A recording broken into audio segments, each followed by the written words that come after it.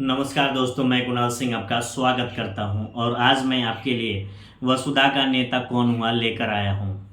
यह कविता वसुधा का नेता कौन हुआ रामधारी सिंह दिनकर की महान कृति रश्मि रथी का हिस्सा है, जिसमें उन्होंने महाभारत के अमर चरित्र कर्ण को केंद्र में रखकर नेतृत्व, न्याय और मानवता की गहरी पड़ताल की है।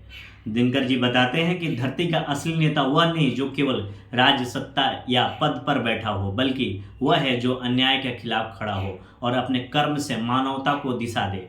कर्ण इस संदर्भ में एक अत्यंत महत्वपूर्ण प्रतीक बनकर सामने आते हैं। एक ऐसा योद्धा जिसने कठिन परिस्थितियों में जन्म लेकर भी उदारता, साहस, परोपकार और त्याग को जीवन का आधार बनाया। इस कविता की भूमिका हमें यह समझाती है कि दिनकर के अनुसार नेतृत्व का मापदंड धन, वंश या पद नहीं, बल्कि चरित्र, संघर्ष, निष्ठा और न्यायप्रियता है। कर्ण की त्रासदी और महानता दोनों इस प्रश्न को और गहरा करती है कि सच्चा नेता कौन हुआ, वह जो सिंहासन पर बैठा है या वह जो बिना किसी पद के भी अपने आचरण से वसुधा के लिए आदर्श बन जाता है। यह बात इस कविता को आज भी अत्यंत प्रभावशाली और प्रासंगिक बनाती है। तो कविता इस प्रकार से है। वसुधा का नेता कौन हुआ।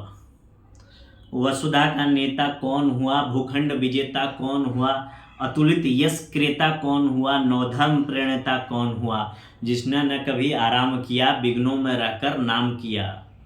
जो विघ्न सामने आते हैं, सोते से हमें जगाते हैं, मन को मरोड़ते हैं पल पल, तन को झंझोड़ते हैं पल पल, सतपथ की ओर लगाकर ही जाते हमें जगाकर ही। सतपथ की ओर लगाकर ही जाते हमें जगाकर ही, वाटिका और वन एक नहीं, आराम और रण एक नहीं, वर्षा अंधर आतप अखंड। वर्षा अंधर आतप अखंड, पौरुष के है साधन प्रचंड, वन में प्रसून तो खिलते हैं, बागों में साल ना मिलते हैं। बागों में साल ना मिलते हैं, कंकड़िया जिनकी सेज सुधर, छाया देता केवल अंबर, विपदाएं दूध पिलाती है, लोरिया आंधिया सुनाती है।